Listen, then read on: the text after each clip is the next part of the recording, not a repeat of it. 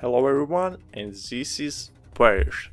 It is a quote-unquote hardcore co-op roguelike first-person shooter and a setting based off a mix of Roman and Greek mythology, where your goal is to fight or out of purgatory if the roguelike things scared you away. Don't worry, this is focused more on first-person shooter gameplay, giving you fun tools to play with instead of RPG leveling up this video. It is not sponsored, but the game comes out tomorrow, so they threw me a key early to try the game.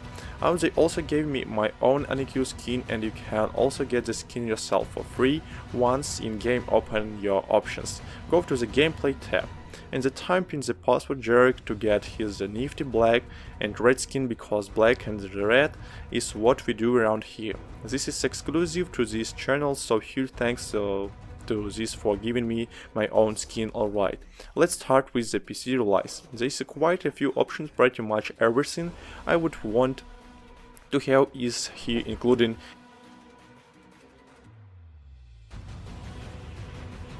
NVIDIA options like DLSS, RTX and NVIDIA Reflex. What that said, my performance was kind of everywhere. I would get anywhere between 14 FPS to 200 FPS.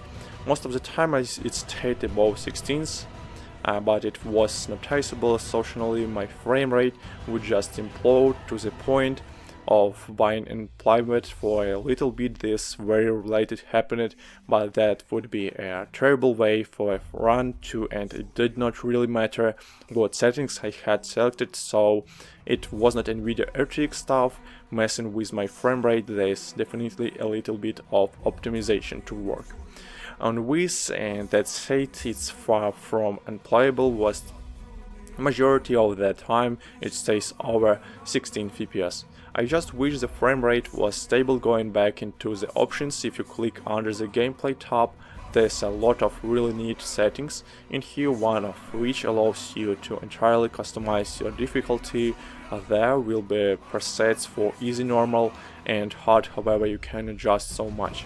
Here you can turn on and off mouse aim assist. You can turn on and off control aim assist. You can make enemy hitboxes bigger. You can make enemies stagger more often and stagger for longer. You can make enemy wind up, time shooter or longer before their attack, and you can adjust enemy speed if you don't want to mess with any of these. The difficulty settings have their own presets, so you don't need to bother, but this is a bunch of really cool stuff to play around with now since Perish based itself of Roman and Greek mythology. There is a lot of play with these means. Graphically, things can be incredibly interesting. I oftentimes found myself starting off into the skybox, just looking at the environment I was in, and enemy designers are equally as interesting as you would expect. There's even a codex in a game to tell you more about the enemies. With that said, the graphics kind of fall apart a little bit when things start moving. Animation are rather stiff and there's not really any world interactions. You may be able to break ways here or there, but nothing more than that. The animation are not so bad that they entirely ruin the game. It does not look like Unity Engine's first project or anything, but they definitely stand out since the rest of the world looks so much better. So the graphics are a bit hit or miss, but ultimately for a 20 games they get a press. Gameplay is where this game starts getting really interesting and quite ambitious. They aim it for the gameplay to be somewhat punishing, but not in a way that feels overly bearing. Your health is based off Zeus links in the bottom left. The bar to the right of it is your boost.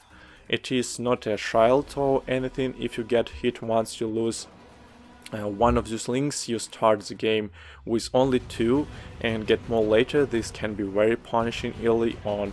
I will come back to this. The overall gameplay is roguelike in structure, where you travel between visually distinct worlds, doing random objectives. To progress after you complete an objective, you choose between 3 cards of varying rarities. This range from banking your current money so you don't lose it if you die to explosive robin dangers, to regaining health after every 25 enemies killed, obviously. The cards that are better, they are rarer. At the end of each level you have the option to continue your run or return to base so you can save your money and access the shop if you die in this game.